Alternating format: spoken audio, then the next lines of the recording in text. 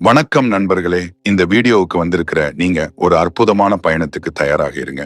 இன்னைக்கு நாம பேச போறது உங்க வாழ்க்கைய மாற்றி அமைக்க போகுது. உலகத்துல வெற்றி பெறணும்னா பணமோ புகழோ மட்டும் போதாது. உங்களை பின்னாடி இழுக்கிற, உங்களை கீழே தள்ள பார்க்கிற விஷயங்களை எப்படி புறக்கணிக்கணும்னு தெரிஞ்சு வச்சிருக்கணும். இத சொன்னவர் வேற யாரும் இல்ல, ஞானத்தோட மாஸ்டர் சாணக்கியர். அவரோட 8 புறக்கணிக்கும் கலைகளை இன்னைக்கு நாம விரிவா பார்க்க போறோம். இந்த வீடியோவை முழுசா பாருங்க. உங்களுக்கு ஒரு பெரிய ரகசியம் காத்திருக்கு. வாங்க சாணக்கியரின் அந்த 10 நீதிகள் என்னவென்று பார்ப்போம். நீதி 1, காலம் பதில் சொல்லட்டும். நண்பர்களே, காலம் எல்லா கேள்விகளுக்கும் பதில் சொல்லும்.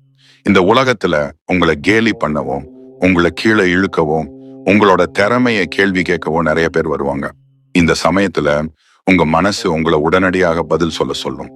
ஆனா சாணக்கியர் சொல்றார், வாய்மொழி பதில் உன்னோட நேரத்தை வீணாக்கும். உன்னோட செயல்கள் உனக்கு பதில் சொல்லட்டும். சாணக்கியரோட வாழ்க்கையில ஒரு சம்பவம்.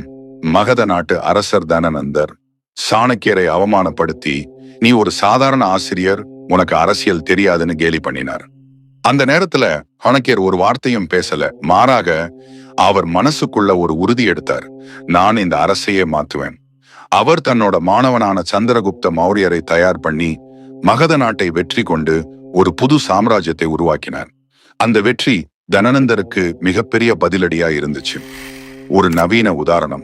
நீங்க ஒரு கல்லூரி மாணவர். உங்க கனவு ஒரு பெரிய டெக் கம்பெனில வேலை பார்க்கணும். ஆனா உங்க நண்பர்கள் இது உன்னால முடியாதுன்னு கேலி பண்றாங்க. இப்போ நீங்க அவங்களுக்கு விளக்கம் கொடுக்க ஆரம்பிச்சா உங்க நேரம் வீணாகும். மாறாக உங்க திறமையை மெருகேத்து கடினமா உழைச்சு அந்த கம்பெனில வேலை வாங்கினா அது அவங்களுக்கு பதிலடியா இருக்கும். சாணக்கியர் சொல்றாரு, வெற்றி என்பது மௌனமான பதிலடி. இந்த நீதியை நடைமுறைப்படுத்த அடுத்த முறை யாராவது உங்களை கேலி பண்ணும்போது உங்க இலக்கை ஒரு காகிதத்துல எழுதுங்க. அந்த இலக்கை அடைய ஒரு சின்ன ஸ்டெப் எடுங்க. ஒவ்வொரு நாளும் அந்த ஸ்டெப்பை தொடருங்க. ஒரு நாள் உங்க வெற்றி அவங்களுக்கு பதில் சொல்லும். நீதி 2, மனதின் விளையாட்டை புரிந்து கொள்ளுதல். நண்பர்களே, உங்க மனசு ஒரு பெரிய களம். இந்த களத்துல நடக்கிற போற முதல்ல புரிஞ்சுக்கணும். யாராவது உங்களை விமர்சிக்கும் போது, உங்களை கேலி பண்ணும்போது உங்க மனசு உடனே ஒரு எதிர்வினை உருவாக்கும். இப்படி பேசுறாங்க, இதுக்கு பதில் சொல்லணும்னு உங்களை தூண்டும். ஆனா சாணக்கியர் சொல்றார், மனசோட விளையாட்டை புரிஞ்சு அதை கட்டுப்படுத்து. ஒரு முறை சாணக்கியரை ஒரு அரசபையில அவமானப்படுத்த ஒரு அமைச்சர் முயற்சி பண்ணார். நீ ஒரு சாதாரண ஆசிரியர், உனக்கு அரசியல் தெரியாதுன்னு கேலி பண்ணினார். ஆனா சாணக்கியர் ஒரு வார்த்தையும் பேசல. மாறாக அவர் தன்னோட செயல்கள் மூலமா பதில் கொடுத்தார். அந்த அமைச்சரோட முழு அரசையும் தன்னோட ஞானத்தால் மாற்றி அவரை மௌனமாக்கினார். இதுல இருந்து நாம என்ன கத்துக்கணும்? எல்லாரையும் திருப்தி பண்ண முடியாது, எல்லாரையும் கட்டுப்படுத்தவும் முடியாது. ஒரு உதாரணம் பார்ப்போம். நீங்க ஒரு ஸ்டார்ட் அப் ஆரம்பிச்சிருக்கீங்க. உங்க ஐடியாவை பார்த்து இது வேலைக்கு ஆகாதுன்னு உங்க நண்பர்கள் கேலி பண்றாங்க. இப்போ நீங்க அவங்களுக்கு விளக்கம் கொடுக்க ஆரம்பிச்சா உங்க நேரம் வீணாகும். மாறாக அவங்களோட விமர்சனத்தை புறக்கணிச்சு உங்க ஐடியாவை செயல்படுத்தி ஒரு வெற்றிகரமான நிறுவனமா மாத்தினா அது அவங்களுக்கு பதில் சொல்லும். சாணக்கியர் சொல்றாரு, ஒரு புத்திசாலி மற்றவங்களோட வார்த்தைகளுக்கு பதில் சொல்வதை விட தன்னோட செயல்களை மட்டுமே பேச விடுவான். அடுத்த முறை யாராவது உங்களை விமர்சிக்கும் போது 10 வினாடிகள் மௌனமா இருங்க. ஒரு ஆழ்ந்த மூச்சு விடுங்க. அவங்க வார்த்தைகளை உங்க மனசு எப்படி உணருதுன்னு கவனிங்க. பிறகு அந்த விமர்சனத்தை புறக்கணிச்சு உங்க இலக்கை நோக்கி முன்னேறுங்க. இந்த சின்ன பயிற்சி உங்களை ஒரு வலிமையான மனிதனாக மாற்றும். நீதி 3, விடுவிக்கவும் மறக்கவும் கற்றுக்கொள்ளுதல். ஒரு விமானம் மேல பறக்கணும்னா அதோட எடை குறைவா இருக்கணும். அதே மாதிரி வாழ்க்கையில உயரமான இடத்துக்கு போகணும்னா கடந்த கால சுமைகள், கவலைகள், மற்றவங்க சொன்ன எதிர்மறை வார்த்தைகள் எல்லாத்தையும் கீழே போட்டுட்டு போகணும். சாணக்கியரோட வாழ்க்கையில ஒரு உதாரணம். அவர் தன்னோட இளமை காலத்துல பல அவமானங்களை சந்திச்சார். ஆனா அவர் அந்த அவமானங்களை மனசுல வச்சுக்கல. மாறாக அவர் அவற்றை மறந்து தன்னோட இலக்கை நோக்கி முன்னேறினார். இதனாலதான் அவர் ஒரு பெரிய சாம்ராஜ்யத்தை உருவாக்க முடிஞ்சது. ஒரு நவீன உதாரணம். நீங்க ஒரு உறவுல தோல்வி அடைஞ்சிருக்கீங்க. அந்த உறவு முடிஞ்சதுக்கு நீங்களே உங்களை குற்றம் சொல்லிக்கிட்டே இருக்கீங்க. இப்போ இந்த குற்ற உணர்ச்சியை விடவில்லைன்னா உங்க வாழ்க்கையில முன்னேற முடியாது. சாணக்கியர் சொல்றார், விடுதலையை உணரு, அப்பதான் உன்னோட இலக்கை நோக்கி வேகமா பறக்க முடியும். இந்த நீதியை நடைமுறைப்படுத்த ஒரு சின்ன பயிற்சி. ஒரு காகிதத்துல உங்களை பாதிக்கிற கடந்த கால நினைவுகளை எழுதுங்க. அப்பிறகு அந்த காகிதத்தை கிழிச்சு போடுங்க. இது உங்களுக்கு ஒரு மன விடுதலையை கொடுக்கும். விடுவிக்கவும் மறக்கவும் கத்துக்கோங்க. உங்க வாழ்க்கை இலகுவாகும். நீதி 4, வேண்டாம் என்று சொல்ல கற்றுக்கொள்ளுதல். நண்பர்களே, வேண்டாம்னு சொல்ல கத்துக்கோங்க. இந்த உலகத்துல நாம எல்லாரையும் மகிழ்ச்சி அடைய வைக்கணும்னு நினைக்கிறோம். நண்பர்கள், குடும்பம், சக பணியாளர்கள் எல்லாருக்கும் ஓகேன்னு சொல்லி நம்ம நேரத்தையும் ஆற்றலையும் வீணாக்குறோம். ஆனா சாணக்கியர் சொல்றார், அளவுக்கு அதிகமா நல்லவனா இருக்காதே, அது ஆபத்து. சாணக்கியரோட வாழ்க்கையில ஒரு சம்பவம். ஒரு அரசர் சாணக்கியரை அழைச்சு அரசவையில எல்லா வேலைகளையும் செய்ய சொன்னார். ஆனா சாணக்கியர் தெளிவா சொன்னாரு, நான் என்னோட முக்கியமான இலக்குகளுக்கு மட்டுமே நேரம் செலவிடுவேன். அவர் வேண்டாம்னு சொல்லி தன்னோட எல்லைகளை அமைச்சார். இதனால அவர் தன்னோட முழு ஆற்றலையும் சந்திரகுப்த மௌரியரை உருவாக்குறதுக்கும் ஒரு சாம்ராஜ்யத்தை கட்டமைக்கிறதுக்கும் செலவிட்டார். ஒரு நவீன உதாரணம். நீங்க ஒரு ஃப்ரீலான்சர், உங்களுக்கு ஒரு ப்ராஜெக்ட் வந்திருக்கு. ஆனா அது உங்களோட இலக்குகளுக்கு பொருந்தாது. உங்களுக்கு தெரிஞ்சவங்க இதை எடுத்துக்கோ, பணம் கிடைக்கும்னு சொல்றாங்க. இப்போ நீங்க வேண்டாம்னு சொல்ல கத்துக்கலைனா உங்க நேரத்தை வீணாக்குவீங்க. மாறாக உங்க இலக்குகளுக்கு பொருந்தாத விஷயங்களுக்கு வேண்டாம்னு சொல்லி உங்க ஆற்றலை சரியான இடத்துல செலவிடுங்க. சாணக்கியர் சொல்றாரு, ஒரு புத்திசாலி தன்னோட ஆற்றலை தேவையற்ற விஷயங்களுக்கு செலவிட மாட்டான். இந்த நீதியை நடைமுறைப்படுத்த அடுத்த முறை யாராவது உங்களுக்கு ஒரு வேலையை கொடுக்கும்போது 5 நிமிஷம் யோசிங்க. இது என்னோட இலக்குக்கு உதவுமான்னு கேளுங்க. உதவாதுன்னா மரியாதையா வேண்டாம்னு சொல்லுங்க.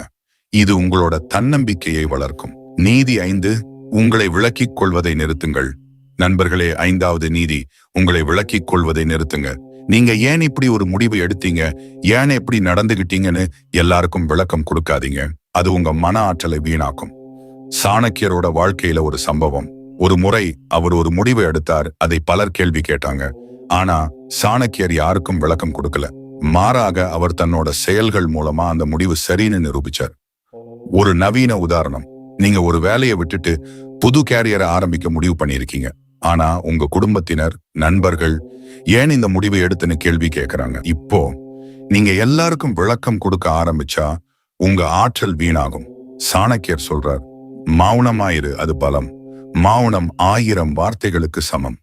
இந்த நீதியை நடைமுறைப்படுத்த அடுத்த முறை யாராவது உங்க முடிவை கேள்வி கேட்டா ஒரு புன்னகையோட மௌனமா இருங்க. உங்க செயல்கள் உங்களுக்கு பதில் சொல்லட்டும். நீதி 6, இலக்குகளில் கவனம் செலுத்துங்கள். நண்பர்களே, 6வது நீதி, இலக்குகளில் கவனம் செலுத்துங்க. ஒரு மிகப்பெரிய இலக்கு இருக்கு, ஆனா சின்ன சின்ன விஷயங்களால கவனம் சிதறுதா? சாணக்கியர் சொல்றார், பெரிய இலக்கை நோக்கிய பயணத்துல சின்ன சின்ன சவால்கள் வரத்தான் செய்யும். அதை புறக்கணிக்கணும். சாணக்கியரோட வாழ்க்கையில ஒரு உதாரணம். அவர் சந்திரகுப்த மௌரியரை ஒரு பெரிய அரசராக உருவாக்க முடிவு பண்ணார். ஆனா பல சின்ன சின்ன பிரச்சனைகள் வந்துச்சு. ஆனா சாணக்கியர் அந்த பிரச்சனைகளை புறக்கணிச்சு இலக்கை மட்டும் பார்த்தார். இதனாலதான் அவர் ஒரு சாம்ராஜ்யத்தை உருவாக்க முடிஞ்சது. ஒரு நவீன உதாரணம். நீங்க ஒரு தேர்வுக்கு தயாராகிக்கிட்டு இருக்கீங்க. ஆனா சமூக வலைதளங்கள்ல வர்ற மீம்ஸ், நண்பர்களோட பேச்சு, இவையெல்லாம் உங்க கவனத்தை சிதறடிக்குது. இப்போ இந்த சின்ன விஷயங்களை புறக்கணிச்சு உங்க தேர்வு இலக்கை மட்டும் பாருங்க. சாணக்கியர் சொல்றார், எறும்பு மாதிரி சின்ன விஷயங்களுக்கு பயப்படாம யானை மாதிரி உங்க இலக்கை நோக்கி போங்க. இந்த நீதியை நடைமுறைப்படுத்த ஒரு சின்ன பயிற்சி. உங்க இலக்கை ஒரு காகிதத்துல எழுதுங்க. ஒவ்வொரு நாளும் அந்த இலக்கை நோக்கி ஒரு சின்ன ஸ்டெப் எடுங்க. சின்ன விஷயங்களை புறக்கணிங்க. உங்க இலக்கு உங்களை காத்திருக்கு. நீதி 7, கொஞ்சம் குறைவான அப்பாவித்தனத்துடன் இருங்கள். நண்பர்களே, 7வது நீதி, கொஞ்சம் குறைவான அப்பாவித்தனத்துடன் இருங்க. இந்த உலகத்துல ரொம்ப அப்பாவித்தனமா இருக்கிறது உங்களை சுரண்டுறதுக்கு வாய்ப்பை உருவாக்கும். சாணக்கியர் சொல்றாரு, சில நேரங்கள்ல புத்திசாலித்தனமாக செயல்படுங்க. சாணக்கியரோட வாழ்க்கையில ஒரு சம்பவம். ஒரு முறை ஒரு எதிரி அவரை ஏமாத்த முயற்சி பண்ணாரு. ஆனா சாணக்கியர் அவரோட அப்பாவித்தனத்தை காட்டிக்காம புத்திசாலித்தனமா ஒரு திட்டம் வகுத்து அந்த எதிரியை தோற்கடிச்சார். ஒரு நவீன உதாரணம். நீங்க ஒரு பிசினஸ் ஆரம்பிச்சிருக்கீங்க. ஒரு பார்ட்னர் உங்களை ஏமாத்த முயற்சி பண்றாரு. இப்போ நீங்க ரொம்ப அப்பாவித்தனமா இருந்தா உங்களை சுரண்டுவாங்க. சாணக்கியர் சொல்றாரு, தேவைப்பட்டால் கொஞ்சம் வலிமையாகவும் ஆழமான ஞானத்துடனும் இருங்க. இந்த நீதியை நடைமுறைப்படுத்த அடுத்த முறை யாராவது உங்களை ஏமாத்த முயற்சி பண்ணா அவங்க நோக்கத்தை புரிஞ்சுக்கோங்க. புத்திசாலித்தனமா முடிவு எடுங்க. இது உங்களை பாதுகாக்கும். நீதி 8, மற்றவங்க என்ன சொல்கிறார்கள் என்பதை புறக்கணிக்கவும். நண்பர்களே, கடைசி நீதி, மற்றவர்கள் என்ன சொல்றாங்க என்கிறத புறக்கணிங்க. உங்களை பத்தி பல பேர் பலவிதமா பேசுவாங்க. அவங்க எதுக்கு பேசுறாங்க? உங்க பலவீனத்தை தேடி உங்களை வீழ்த்த பார்க்கிறாங்க. சாணக்கியரோட வாழ்க்கையில ஒரு உதாரணம். அவர் ஒரு பெரிய திட்டம் வகுக்கும் போது பலர் அவரை கேலி பண்ணாங்க. ஆனா சாணக்கியர் அவங்களோட வார்த்தைகளை புறக்கணிச்சு தன்னோட இலக்கை அடைஞ்சார். ஒரு நவீன உதாரணம், நீங்க ஒரு யூடியூப் சேனல் ஆரம்பிச்சிருக்கீங்க.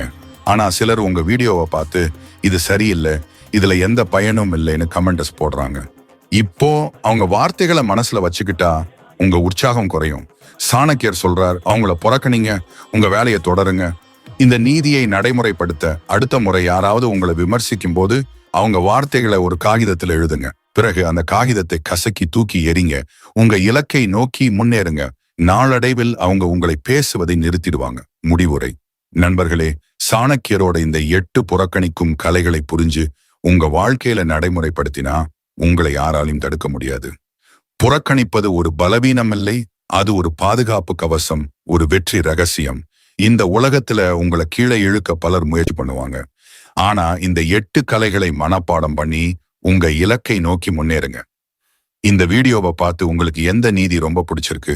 எந்த நீதியை நீங்க உடனே உங்க வாழ்க்கையில நடைமுறைப்படுத்த போறீங்க? கமெண்ட்ஸ்ல சொல்லுங்க.